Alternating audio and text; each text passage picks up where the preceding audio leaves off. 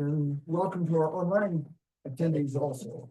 I'm David Mallory, filling in for Boone County Muleskinners President David Robinson, who's out of town. He usually presides, even though we're over Zoom, and he would be today also, but he said since we're meeting in person, he thought it would be better to have an in-person person running the meeting. So got that. I'm here.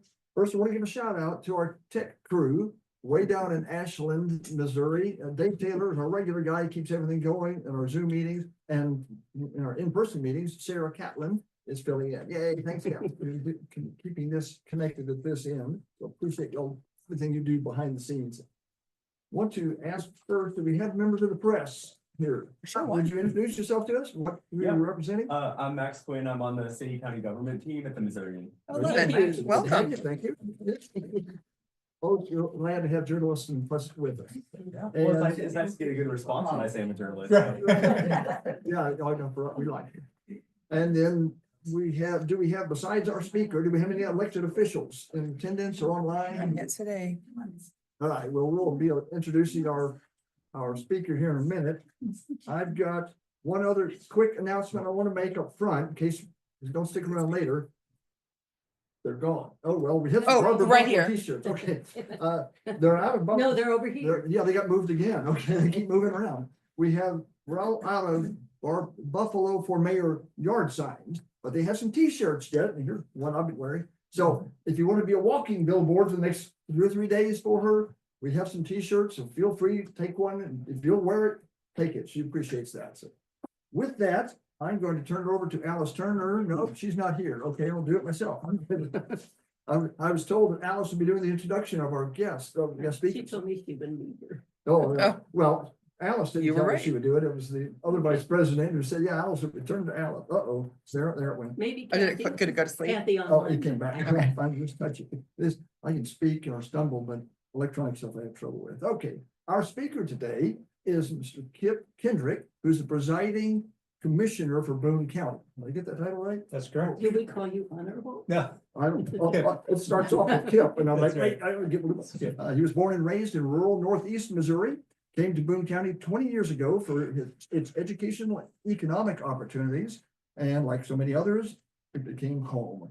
So Kip completed his undergraduate degree at Columbia College and a graduate degree at the University of Missouri. Proud to be serving in office. Kip's professional resume included positions with Job Point, Boone County Family Resources, Columbia College, and the University of Missouri School of Journalism. Oh, so he's the other end of the press. Right. Once you graduate, I see outside the window is Alice, but I think we'll close it up there, and I'm just going to turn it over to Kip. So thank you so much for being our guest. Excellent. Thank you, David. I appreciate it. it. It's great to be back in person too. Yeah. The Zoom option has been fantastic, and I'm glad that the hybrid's continuing for people certainly.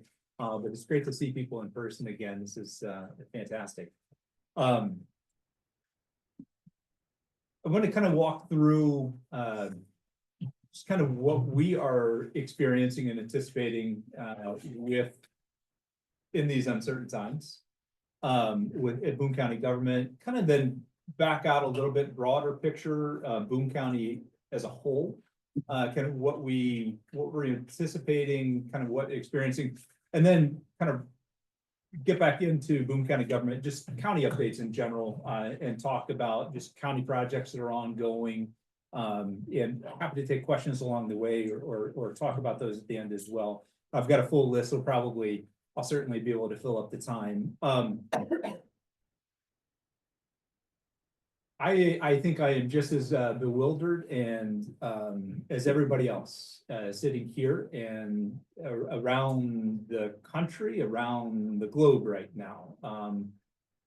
I say bewildered, but also I'm not surprised by anything that's happened. I mean, the guy talked about doing exactly what he's doing for the last 2+ years, right? I mean, everything that is transpiring has been discussed multiple times, thousands and thousands of times at every rally, at every speaking engagement. I mean, this is what he was saying he was going to do. I can't, it's stepping back from that just a little bit. I think that's what's so shocking about it is that someone who is constantly lying and constantly misleading people that he does that so much that it is surprising to all of us and the globe that he's actually following through on his campaign promises, on what propelled him to the presidency. We're shocked by this. I don't know how to unravel that. I don't know how to make sense of that. And that's,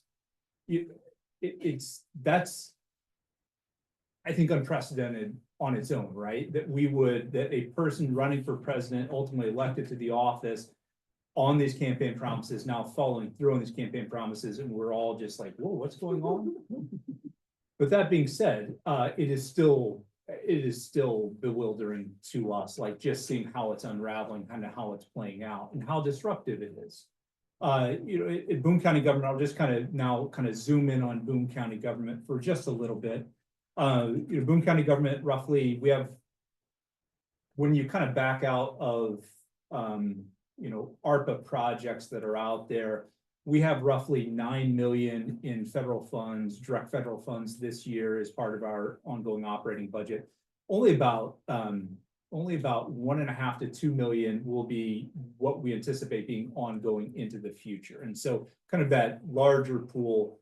So when you're talking about 1.5 to 2 million ongoing at a roughly, little over $100 million operating, kind of smoothing out for the ARPA. If you look at our operating budget this year, including our capital budget, it's roughly $125 million. But if you're truly just that operating ongoing, it's around 103, 105 million. And so, just kind of a smaller portion that's federal funding. But that's not to say that there isn't much larger impacts than just that. And I'll kind of talk a little bit about one number that isn't captured in there. It would be the joint city county health department. We've certainly seen those cuts come through, start to trickle in this week with grants that have been, hit the health department, some grant funding that has disappeared. The reason why I say those funds don't show up directly in our county budget is we roughly pay for a third, about 33% of health department expenditures come from an MOU that we have with the city of Columbia. That budget really shows up in their operating budget and the city of Columbia's operating budget, and through the MOU, we funded roughly a third of it. So those federal funds really kind of are not really reflected in our operating budget. We have, What is an MOU? yeah, sorry, memorandum of understanding as part of that contractual agreement with the city of Columbia to run that joint city county health department. Could you just clarify, you said about 9-10 million is coming from the feds, but I was. So sorry, about 9 million is coming from federal government as part of our budget. About roughly $1.5 million to 2 million is ongoing funding, for what we've been able to identify at this point. So that the health department funding, we're having conversations with the city. We met with the health department yesterday. Auditor's office did, to try to understand how the health department is going to kind of smooth out the operating without how these cuts are going to impact them immediately, what the intermediate plan is, what the long-term plan is. We also, I think we have to assume that these cuts to the health department, that we're just beginning to see these, and this was direct from the federal government. You would anticipate additional cuts from the health department budget that will be routed through the state, kind of those federal funds that that go to the state and then are part of the state appropriations that then go down to the local health department agencies. And so I'd imagine those cuts we'll start to realize those as the state starts to realize those. So would the federally qualified health centers be through the city county health department budget? No, not the FQHCs. They will be kind of outside. The FQHC funding tends to flow either from the federal agency directly to the FQHCs, or pass through from the state. So federal funds going to the state and then passing down. There's some certainly state support for those programs with state funding, but most of that funding comes from federal pass through. That won't be accounted for at the local level yet.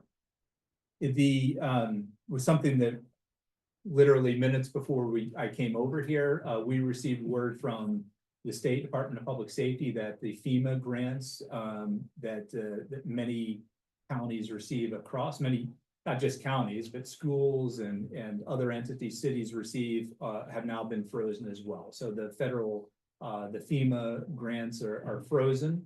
They call it a temporary freeze, but there's no additional information beyond that. We don't know if that is, if those funds will, if those grants will be reworked, if that funding will just disappear completely. For us, that will impact our local emergency management department, certainly. We are trying to, at this point, trying to figure out exactly what that will mean for our emergency management office. I know that funding, at least there are several positions are half funded through that. We will be able to absorb that through our 911 sales tax. We will have the ability to be able to backfill those positions. It will harm, right? It will cause some harm. The real impact will come to those cities, counties, the school districts who don't have the tax base, who don't have that the local resources that we do here in Boone County. So, you know, my mind immediately went to those counties who have local area emergency planners that are funded. Down in Southeast Missouri, you're experiencing torrential flooding at this point, potential record-breaking flooding. Those local emergency managers are pretty much solely funded through FEMA grants at this point. And so the uncertainty that creates for them at a time of unprecedented flooding is alarming. We are currently doing a risk analysis across Boone County government to try to understand those, again, the federal funds that could be impacted, that whether they've been impacted or yet, we need to be able to anticipate the potential impact in the future, the way things are playing out. We are also looking at a risk analysis of those federal pass-through dollars that come from the state that are actually federal funds. That we need to get a better understanding of what we have kind of thought as a potentially just state funding that actually is federal pass-through. And we're also trying to understand what is just state funding, because we anticipate that the state is going to have some significant holes to fill as these federal cuts come to fruition. Just for example, I'm sure many of you have seen it and talked about it, or part of that, part of the tax cut bill that they're considering, but how they're going to consider funding that, right, is through massive cuts to the Medicaid system on federal reimbursement for the Medicaid program. You all remember that part of our Missouri Constitution now includes that Medicaid expansion. The General Assembly kind of dragged their heels, didn't kind of drag their heels, dug in about passing Medicaid expansion. When, you know, majority of states had passed it at that point, we were, you know, in the minority of not passing it. The voters took that to directly to the voters, right? I mean, the initiative petition collected by citizens across the state of Missouri to put that question on the ballot. And seeing how the General Assembly has a habit of rolling back state statute that gets passed, initiative petition to put a statutory question on the ballot, the petitioners decided to go the constitutional route in putting Medicaid expansion in the state constitution so that the General Assembly couldn't just roll back that Medicaid expansion. And so part of our constitutional requirement now is of course to fund the expansion population. That was always set to be a 90-10 match, 90% of the funds coming from the federal government, 10% coming from the state. Now with those cuts being going through at least the House and over to the Senate, and as they kind of work through what those cuts may look like, you know, seeing estimates of $750 million up to $1.2 billion cost to the state just to plug the hole of those federal Medicaid funds disappearing. Something else that's not all getting talked about a whole lot at the state level, or just not seeing much discussion on at this point, is the federal reimbursement allowance. That is the voluntary provider tax. That is not going to get too far in the weeds, but it's basically a voluntary tax that the healthcare agencies pay. They pay it in order to help draw down additional federal dollars to the Medicaid program. That's several $billions a year. It's being discussed within the Trump administration to get rid of that FRA, or at least to get rid of it, or to certainly rework it. And so that is additional kind of hanging out there looming. If the FRA were to go away at the state level, that would be pretty disastrous for the Medicaid system, and certainly for state funding for Medicaid. Again, because it is in the Constitution, you have to fund it. You can't not fund it, right? I mean, statutory funding requirements often get ignored because it's statutory, and technically, a General Assembly now can't bind the hands of future General Assemblies. All those court cases have been worked out, right? So statutory funding requirements are really just kind of a roadmap, say, hey, you should fund this at this level. There's no requirement to do it. If it's in the Constitution, it's constitutionally required to be funded. And so we're watching that, of course, at the local level, and trying to anticipate if those holes start to appear in the state budget, and then they're cutting other programs, how would that impact us at the county level? Someone on Zoom asks if you could say, what does FRA stand for? Yeah, Federal Reimbursement Allowance is FRA, and again, it's that voluntary provider tax that the healthcare agencies, hospitals, clinics pay across the state of Missouri in order to help draw down additional federal dollars. There we go. I'll talk a little bit about Indiana and a wedding. the just kind of state funds in general as well. I mean, the Senate this week has not passed at this point, but perfected House Bill 594. That's the capital gains elimination. They did rework it quite a bit on the Senate side, and so that looks like it's coming to fruition. It will be a tax cut. That what the House had proposed, a capital gains elimination on both the corporate and the personal side, which was at roughly I think was around $330 million a year price tag, or starting out $330 million a year price tag, and pretty much ongoing. Kansas budget, right? Well, so this one's not quite yet. The Senate reworked that this week, added a few different things, but cut down the corporate side of the capital gains and only included the personal side of the capital gains. So it seems like that price tag is probably going to shake out at around $200 million a year. That comes at kind of a time when the state was anticipating flat, actually a reduction in state revenue this year, slight reduction in state revenue this year. And then they're going to take another, likely, it looks like probably another $200 million off the bottom line with that tax cut being passed. Now, if I can prognosticate a little bit, it does seem that a state income tax elimination seems to be kind of slow this year. From reading the tea leaves, I don't know that there is strong momentum to eliminate this sales tax this year. But it does seem to be, it's a spoken priority, certainly, of the governor. It's a spoken priority of the many members of the General Assembly in the House and the Senate. And so I don't think income tax is going to be eliminated this year, but it would not surprise me. That's going to be a mantra, certainly. That's going to be a recurring conversation each and every year, at least for the next 3 years moving forward. It would not surprise me if there is at least a large chunk taken out of that income tax again, if not a complete elimination here in the state of Missouri at some point. And so that, we have to certainly be aware of that.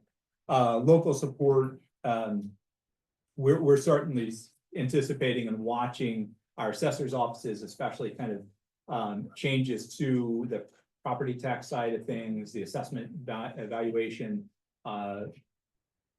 We're monitoring that closely. Can't quite tell. The assessor's office follows that much more closely on both personal property and real property side of things. That really, those property taxes really impacts the schools more than anybody else. And I think we're up to about 70+% of Columbia Public Schools revenue. And I want to say we're over 50% in each school district here in Boone County, where those local funds, that local support, is now greater than the state support. And so while you're seeing conversations about reduction in state revenue long term, you're also starting to see more pressure at the local level or at the state level, reducing local tax rates within property taxes. And so that's something that we'll have to continue to monitor as well. From county government side of things, county government is similar to the city where we're more sales tax reliant than anything else. Year to date, I only have January and February numbers. We don't have March numbers at this point, but January and February, kind of year to date, looking at last year, sales tax collection is pretty flat. But we've also seen pretty significant gains over the last 4 years, certainly over the last 3 years. But sales tax collection is relatively flat year to date, slight gains in certain areas, reductions in certain areas, but overall basically flat from where it was this time last year. That's just January and February numbers. We'll anticipate once we see what happens in March. It's kind of interesting, right? Because one would expect consumer sentiment is certainly is decreased significantly. Consumer sentiment doesn't always match up with actual buying habits though.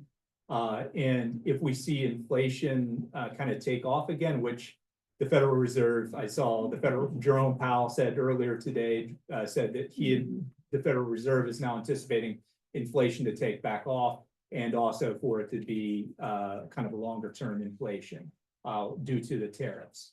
And if that is the case, then in a weird way, sales tax collection could be up because in an inflationary period, you're probably collecting more sales tax, but also the cost of doing business is for governments also continues to rise, and so that cost would outpace inflation. But you could also run the risk, right, as a governmental entity, right, where you're seeing costs are going up, while also the reduction in sales tax collection, which is very possible as well. Kind of stepping back, looking at Boone County, that's kind of Boone County government where we are. Again, a lot of uncertainty. I know that's a lot of unknowns, but things at least we're looking at. I didn't mention too, kind of a risk analysis. We're also doing a risk analysis on our ARPA funded programs because there is a lot of ARPA funded programs at the county level, and I know at the city level as well, but certainly the county level that kind of weave a lot of other funding streams in with it. And it just in particular, affordable housing. That was a big priority of the commission, certainly a priority of the city council as well.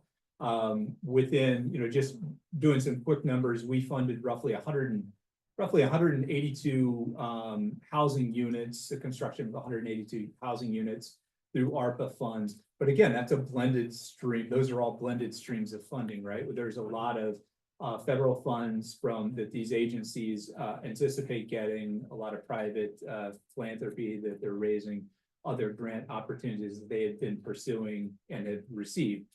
But we're starting to do a risk analysis of what ARPA programs may be at jeopardy now, not because the ARPA funds aren't there, but because of federal funding streams starting to be clawed back elsewhere. We don't expect ARPA funds to be clawed back at this point. Those ARPA funds have been transmitted to counties, states, cities, and so that money is in our treasury. We don't anticipate at this point any effort to claw those back. Don't anticipate. It wouldn't shock me, of course, right, if there were attempts to claw that money out of our treasury back to the United States Treasury. But again, there are several housing projects in particular, other ARPA funded projects that I think they're getting pretty nervous, and we're starting to try to figure out whether or not these projects, the completion of these projects, even the start of these projects, may be impacted by the disruption at the federal level. Boone County, kind of stepping back, just Boone County as a whole, within the borders of Boone County, different things that we are anticipating. It's hard not to be a bit pessimistic about its impact on Boone County. I'll just say it, we're a university county, right? I mean, university drives a lot of the economic activity across the county. We are diversified. Certainly, last decade, really last 20 years, we've really been diversifying this economy significantly.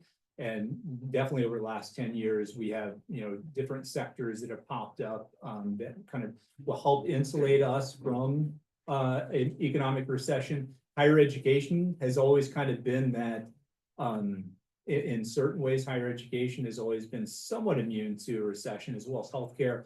That doesn't seem to be the case this time around. If we do slide into recession, some of the first major cuts that have taken place have been, within focused on higher education, science, research funding. Certainly, the University of Missouri's efforts to invest capital and operations into the next gen precision healthcare center, to kind of building up momentum for next gen NER, their University Healthcare, Boone Hospital. Some of these impacts that we're talking about, NIH funding, National Science Foundation funding, that pullback of those funds will certainly impact those institutions. I can't speak. I certainly won't speak for them, but it's something that we need to be aware of. I encourage everybody to watch the League of Women Voters Yes. when the recording will be up this week, I Great. think. Yeah, League of Women Voters on Tuesday held an event from 6 to 7 p.m. at the library on impact to research and what that may mean. Certainly will have a kind of probably an outsized impact, unfortunately, on Boone County, just with the amount of healthcare research based, how tied our economy is to those sectors. Something that we're also, watching that we're kind of, I'm very pessimistic about, just especially the timing of it. The tariffs, I haven't mentioned the tariffs a whole lot, but the tariffs is across the board, but especially as it relates to affordable housing and housing construction in general. We know that we recently went through a housing study here in Boone County. There is no ahas in there, right? But it was a great collection. I encourage you to go to showmeboone.com, go to the community services web link on there and read the housing. So at least look, there's 330-page document. There was nothing that was, I think, that was surprising in there, but it's a great collection of data on kind of how we got to where we are. Housing is a scarcity, certainly across the country. We don't really truly appreciate how much things grind to a halt during the Great Recession on housing construction, but it's certainly more than just that. Boone County is a great place to live. We've seen tremendous growth, and part of that growth is just not being able to keep pace with housing demands. Housing, the influx of individuals with families moving to Boone County is kind of really outpaced, or demand is outpaced available housing. And so part of that's a good problem, right? This is still a desirable place to live, and it's, people are voting with their feet. They're moving here for economic opportunities. It's also a great place to live, work, raise families. But it has created kind of a where housing costs are outpacing a national average. Before, a little over a year ago, housing costs are anticipated over the next decade. Boone County, especially the city of Columbia, housing costs were anticipated to be some of the fastest growing numbers in the nation. The city and county, I won't speak from the city side, but I will say that they are certainly taking steps to address affordable housing. When I say affordable housing, I'm talking across the spectrum, just housing affordability, not affordable housing as in lower income affordable housing, but that is certainly a big portion of this as well. But just housing affordability across the spectrum. Through our master planning process, we know that we're going to have to add quite a few housing units to Boone County, certainly within the city of Columbia, to keep pace with demand over the next 20 years. And while we look at regulatory reforms at the local level that we can make to kind of speed up the housing, just that the process of approving housing developments, of kind of taking away 10 to 20% of cost, really probably closer to 20% of cost anymore on building a home comes before you even dig dirt, right? So that's a lot of barrier. We want to try to reduce that number as much as we can at the local level. And there are regulatory reforms that we can make at the county level that we're exploring, just to kind of speed up that process. And as interest rates continue to rise or stay kind of heavy, stay higher than they typically have been, and costs continue to increase, especially supply side costs on building new homes. We want to shrink that time to actually digging dirt, moving dirt as much as we can, because those construction loans are high enough where they'll kill projects if you can't, get in the ground and start to see the walls and get them under construction faster. So CNBC report a few weeks ago, from some major developers across the country, they've started to bake in 20%, just baking that into new construction costs. That was before this round of tariffs was announced. That's kind of alarmed me, because this time the tariffs, I think, were higher than what people were anticipating. But I mean, especially, just looking at the tariffs on our neighbors to the north, on lumber, and certainly on metal and steel, those are going to significantly drive up home costs. And so they're anticipating at least a 20% increase in cost of new construction that they've just started baking into their pricing. And as I mentioned, this couldn't come at a worse time. You feel good about some of the movement happening at the local level to anticipate where housing costs, like how can we make housing more affordable, and then you see these tariffs come in that are you're just going to unwind everything you're doing at the local level and then some.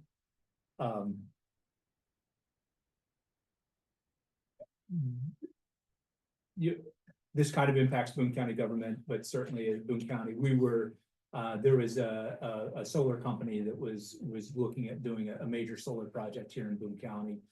We work closely with them on adopting policies, a regulatory framework for which solar farms could exist within Boone County, and made sure that they had a seat at the table, because made sure landowners, the county was protected, but also make sure that they had a seat at the table, make sure that the regulations that were put into place were workable from their side as well, so a regulatory framework would not kill projects before. And so we did receive notice from them. I got a call from them a few weeks ago, that they pulled the plug on that. It was roughly a 600-acre project, would have been close to 70 megawatt project for within Boone County. It's a large, that's close to 40,000 plus homes that would have been powered with renewable electricity, and also a significant amount of economic opportunity as a result of it. So that project has been canceled at this point. And then, as I mentioned too, just the uncertainty. I think we're just in such uncertain times. I think a lot of businesses and potential development will just kind of stall and wait to see how things start to shake out. I'm happy to talk more about that. I feel like I'm depressing, so I want to switch over to some county stuff too, kind of talk about updates on county projects, things that are within our control. Yeah. That's right. Some things we're excited about. So some of you may know, but we will be, and I've brought some flyers for you, we will be breaking ground in a public safety childcare center that we're breaking ground on Friday, April 18th. There'll be a ceremonial groundbreaking. Construction probably won't start until the summer. But as you know, as many of you are aware, we're really at crisis levels for childcare as well in this country. And can city employees use that? Not at this point. We're starting off. We're going to keep it contained right now, okay. But we're building it to be scalable. And so at this point, we are building the Boone County Public Safety Child Care Center is going to be roughly a 10,000 square foot child care center. We are finishing off 5,000 on the main level. The lower level will be unfinished at this point. Not that we don't want to finish off the lower level, we will. We're in the process of hiring a director. My hope is that we have a director of this child care center in place by June, July of this year, with the anticipation of opening doors sometime mid-year 2026. And so we want to give them a good long ramp. We also want to give that new director the opportunity to help design what that lower level build out's gonna look like. Yeah. We're gonna tie their hands a little bit, because we have to see the construction project through. They're not gonna have as much say on the ground level or on the floor that will be built out. Address? That will be at the public safety campus, and so that's 2121 County Drive, and so we'll be out there as part of the Boone County Public Safety Campus. So the idea here is that it's going to be, starting out, it will be servicing kind of those law enforcement side of the sheriff's office, jail detention side, and then maybe more importantly than all of that is the joint communications. So Boone County Joint Communications, which is our 911 dispatching. That is a predominantly heavy field, predominantly held by women. I think 80% of our our dispatchers are women, tend to be of childbearing age, younger population. That's not to say that women should be the sole bearers of childcare, but that's still how norms tend to play out. During the pandemic, of course, we saw women leave the workforce in a fairly unprecedented rate. Certainly nothing like we've seen in the last 50 years, where they were leaving the workforce in order to provide care for their children because childcare slots became scarcity. We know that this problem is even more, we know that this issue is more problematic for public safety personnel, those individuals who work kind of sporadic hours, around the clock, 24/7 operations. So our goal is to address accessibility for our public safety personnel, but also affordability. And so our goal is to initially open it at around 18 hours a day or so to try to get 2 full shifts in, a little bit of wiggle room on either side, 7 days a week. Our ultimate goal will try to be to get to 24/7. We don't know if that's possible. This is a heavy lift. We are the first, there are some public safety childcare centers. There's one that everybody's kind of looked at in San Diego. This will be the first purpose-built public safety childcare center in the nation. And so we're kind of going out there and you think of San Diego, ours is going to be twice the square feet of San Diego's facility. And you went to the legislature. We did, yeah. So I went to legislature and made the case down there for them to help fund it. And so the state is putting $2.5 million in. What we originally anticipated would be about a $5 million project. We'll see with inflation, right? We have not locked in the cost, and so we expect inflation to drive up that cost some. But we will likely have those numbers start to shake out by beginning of May. So this is a heavy lift. As I mentioned, it's going to be scalable. We know that within law enforcement, jail detention side, our joint communication side, we won't have enough likely children to fill up the entire center. But we want to start out contained. And this is something that's outside the norm, typically of childcare. And so there's going to be stumbling along the way. We know that, but we want to make sure that we can be successful and then continue to grow it kind of a 2 to 4 year, and then beyond. I would hope 8 to 10 years down the road that we are fully built out and that we're providing care for close to up to 100 kids total at that facility. And so a lot of decision points along the way. What will that next group, what will that growth look like? How do we facilitate that while also providing, ensuring that our Boone County employees, Boone County public safety employees have rights to it. We'll also subsidize this. As I mentioned, we're not for sure where that's going to land. When I'm talking to our joint communications team, their sheriff's office, and I'm talking to his crew about this project, we try to temper expectations. Childcare is very expensive. We anticipate it'll still be expensive at a subsidized rate, but we're going to get it below market. We're certainly going to get it below market because we can kind of wrap around the larger portion of it. So, Boone County Master Plan is moving forward. Kevin's here. I appreciate Kevin's involvement in the advisory committee for it. Housing study. Senior real estate tax relief program applications have started back up at Boone County government. Those run April 1 through June 1, close of business on June 1. Something that's fun, I would love to talk about at some point, re-entry navigator positions. So we've gotten some grant funding for re-entry navigators at Juvenile Justice Center, JJC. So 2 re-entry navigators helping as youth are transitioning out of juvenile justice center services, that they have someone, that case manager with them to help them kind of reintegrate back into the home back into schools, hopefully back into society. We will also be funding at least one position to work with the population in the jail. So we're using some opioid settlement funds to help us hire a reentry navigator position that will work with the jail population as they kind of re-enter society, helping them. There'll be kind of release coordinator within the county jail that then helps hand off the reentry navigator side to hopefully smooth that transition back out into the general population. And hopefully, what other communities have seen, certainly what Department of Corrections has seen, is a reduction in recidivism rates. And so that would be our overarching goal. But at a more micro level is really helping people kind of settle back out and not stumble as they exit detention. There's a lot of other things I can talk about at the county level, but I'm happy to just open it up because I know we're running low on time. Happy to open it up for questions and it's just conversational. So here's a budget question. It's Yes. also a public health question. The city and the county are making increased revenues from selling marijuana. And as you, I thought, mentioned, have you put some of that back into drug prevention education? The next question is, now I have to remember the next question.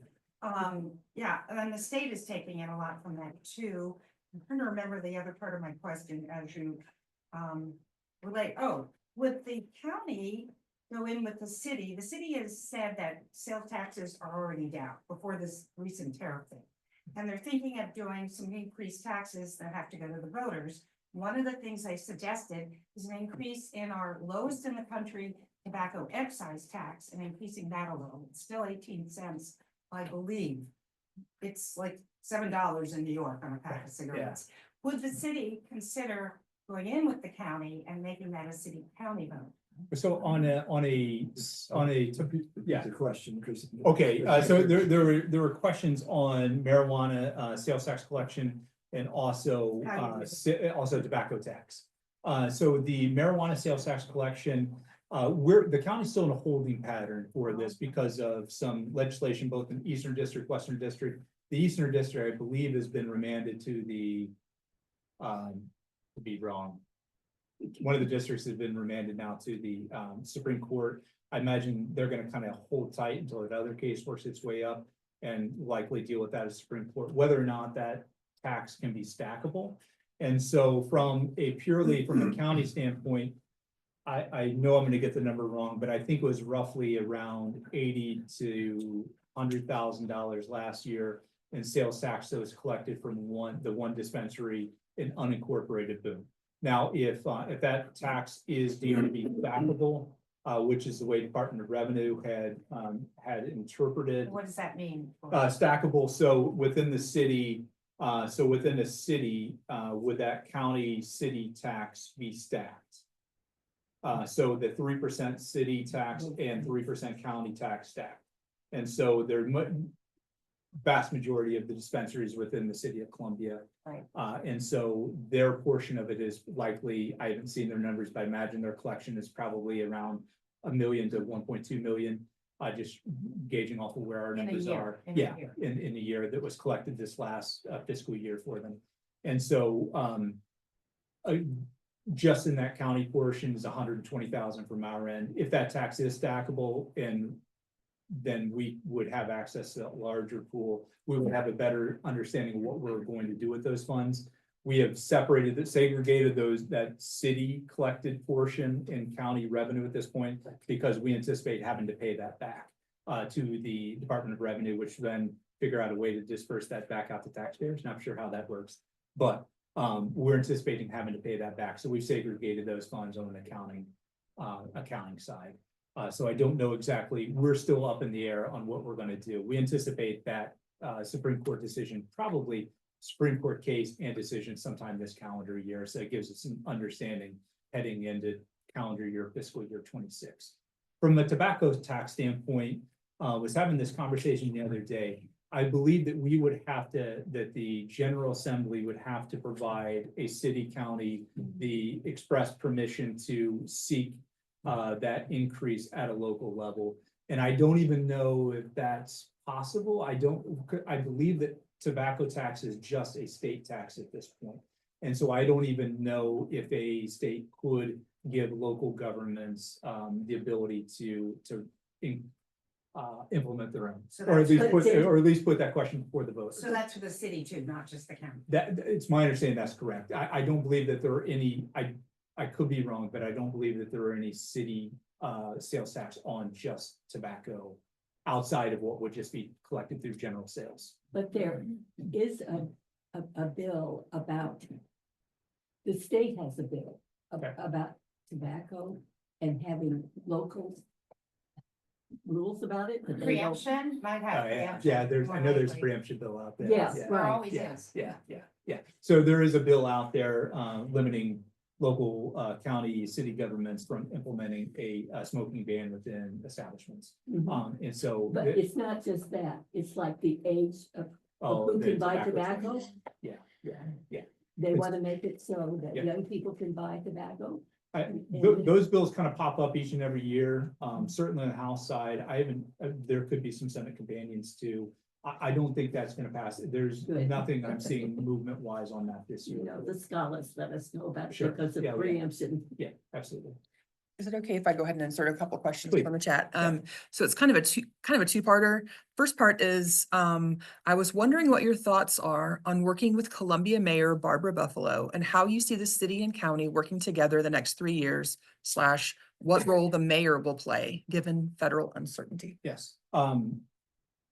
Barbara and I have known each other for several years. Well, we served on the Environment and Energy Commission together.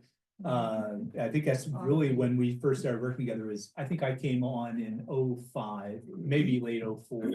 And I believe Barbara went on that committee in 05, 06. And so the city-county relationship, I think, is stronger than it I think has been in quite some time. Mhm. And I see that really across the board. There are certainly disagreements and there are stumblings along the way, right? But that's the way it's always gonna be. And frankly, that's the way it should be. There should be disagreements, right? I mean, there are gonna be times where, majority of times where our priorities align, but there are gonna be some jurisdictional things like, oh, come on, well, let's work together on this. Well, there'll be some times where we disagree, and that's an important part of the process.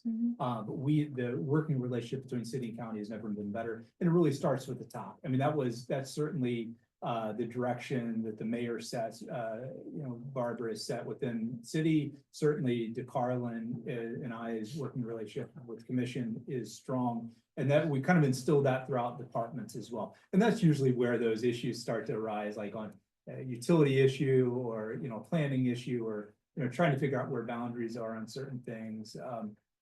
Public safety within like a, radio system. There are a lot of things where we interact and work well together on, but the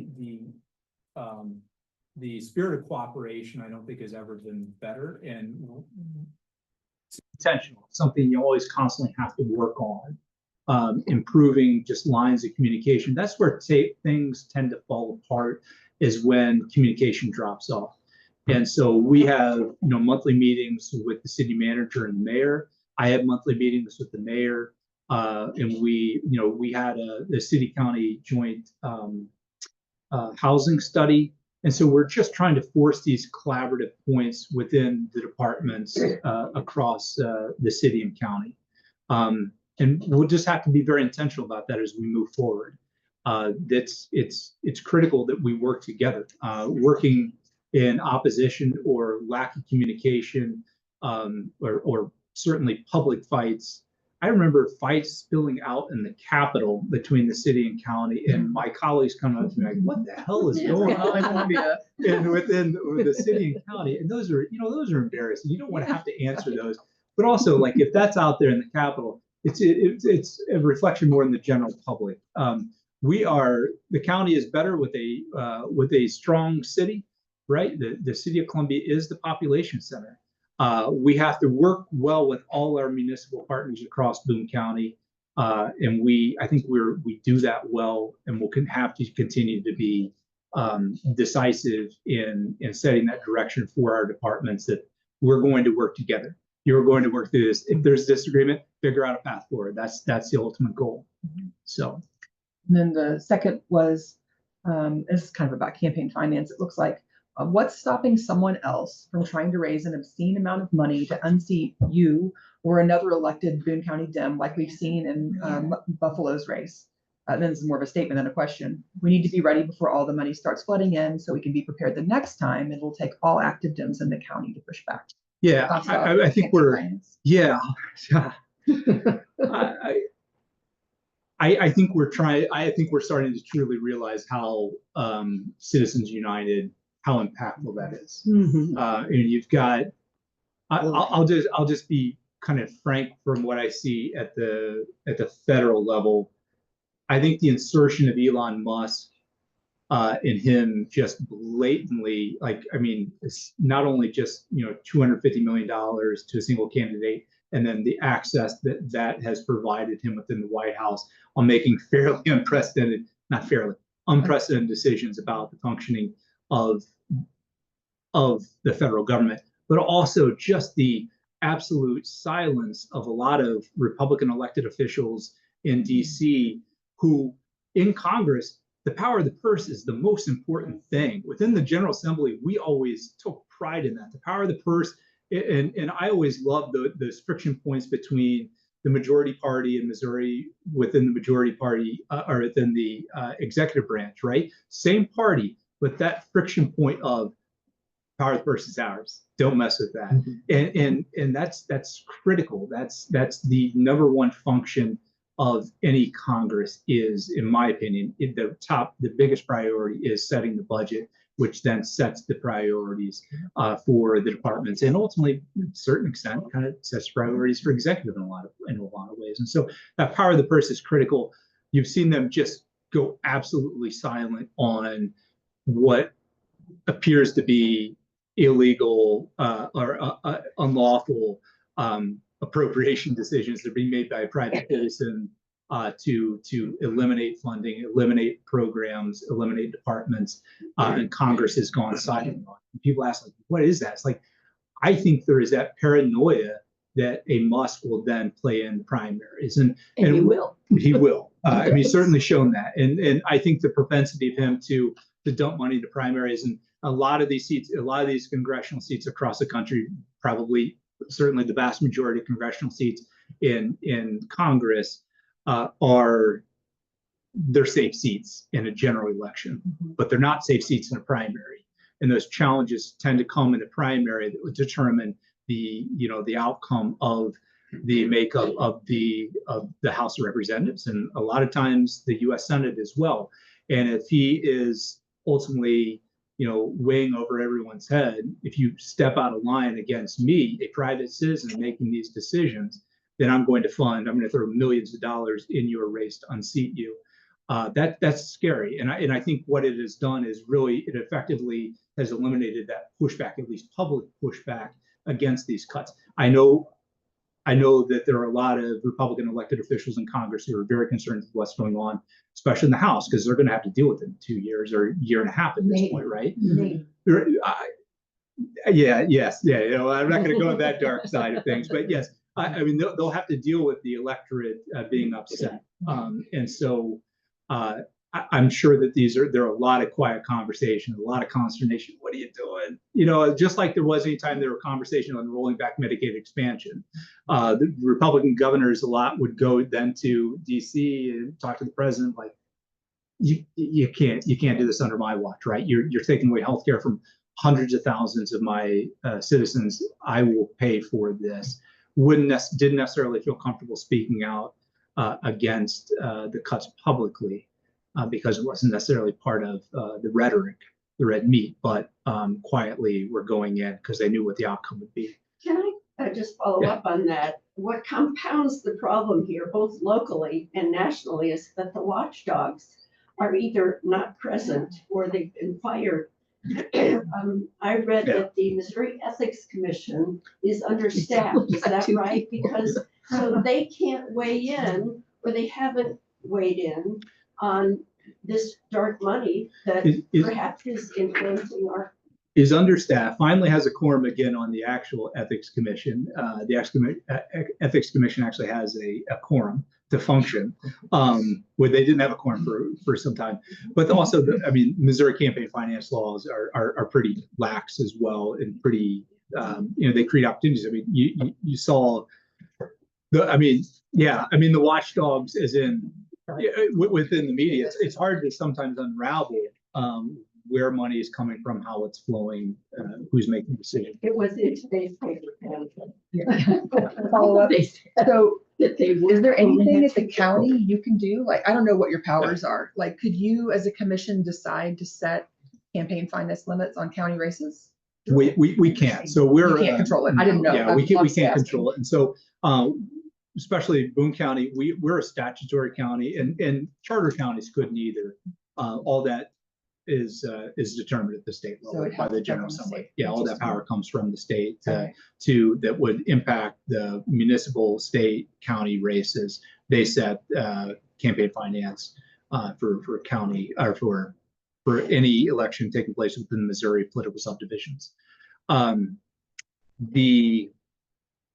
The county is also, we're a statutory county, so any authority that we have is derived directly from state statute. And so if we want to seek expanded power to do something else, we have to go down and talk to our members of the General Assembly to get amended state statute. I am quoting from the Missourian this morning. The Missouri Ethics Commission Board consists of 6 commissioners, but only 2 of those positions are currently filled. So we don't have a quorum anymore. I apologize. There's some kind of slippage. I knew that we Either had a your quorum. information's more or their information. No, I suspect that's right. Unless the Missouri I- got it wrong, No, I'm sure they did. No, I suspect they did. I know. No. Yeah, I know they've been working on that for some time. There was a quorum. There wasn't a quorum for a time, and then there was a quorum, and now it sounds like there's not a quorum again. Sorry, I'm sorry. Ever write to our senators or congressmen on issues, for instance, power of the purse. The Congress has the power of the purse over these tariffs, as we saw in the recent vote on Canadian tariffs in the House. If the House would follow up, they could do something about Sure. it. But do we ever write as a county, this is impacting us, Schmidt, Polly?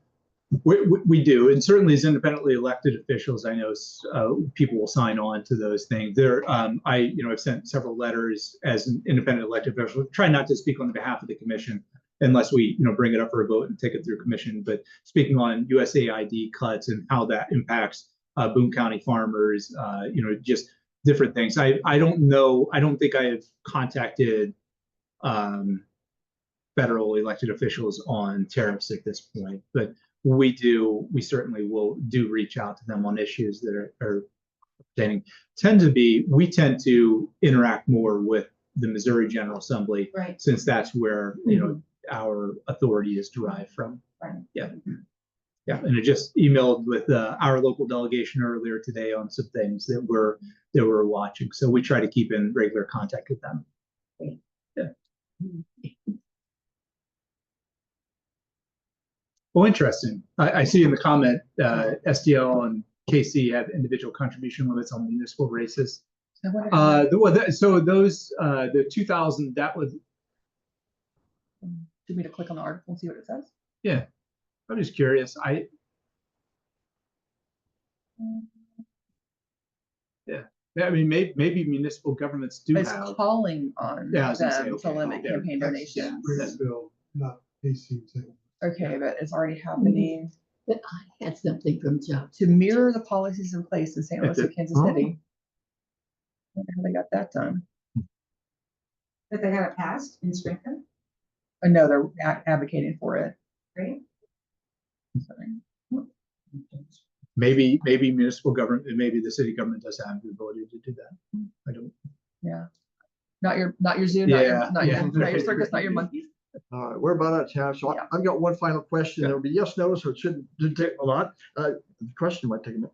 As you intimated earlier, control of the federal legislature is a key to reeling in the executive branch. Given the importance of flipping at least one of the 2 U.S. legislative branch districts represented in Boone County, have you considered running for federal House seat in the future? No,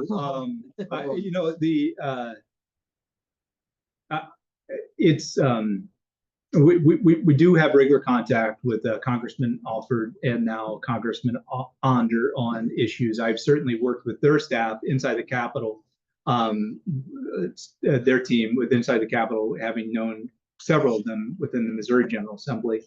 And we'll continue to communicate up our concerns about issues at the local level. That line separating Boone County and really the heart of the city of Columbia, it's interesting to see how that kind of plays out on certain issues. Sometimes I like the fact that I can talk to two members of Congress. And then sometimes you wonder, does that dilute really the voice of Boone County and the city of Columbia's power within the federal delegation? Because their populations, right? Their population centers tend to be on either side of the state, not the center of the state. Right. Yeah. Thank you very much, Kip. Appreciate you Thank you. being here. We'll go to our announcements now in case he needs to slip out. Yeah. If you're wanting to say hi to him on the way out, be cautious. He just filled us in that he just hurt his hands a couple of weeks ago. So bump elbows if you want, but don't off the shake. I have broken fractured radiuses in both my arms that make shaking hands kind of challenging. Oh my It happened 3 weeks ago. I'm on the mend. That's right. So bump elbows with it. All right. Thank you so much, Kip. I think Pam has got announcements for us. Which meant I gotta tune in. So This she is brings gonna- those up. Does anyone this have is anything gonna else while she's take bringing me. that up? And I Oh, put so in the something, The oh, rally tomorrow, that Barb was going to be having her own rally. She is not, Barb Buffalo. Okay. She's going to be speaking at the Sierra Club MACP one, which is at the courthouse. Oh my God, 10 from 2? No, but closer to 10, not much rain.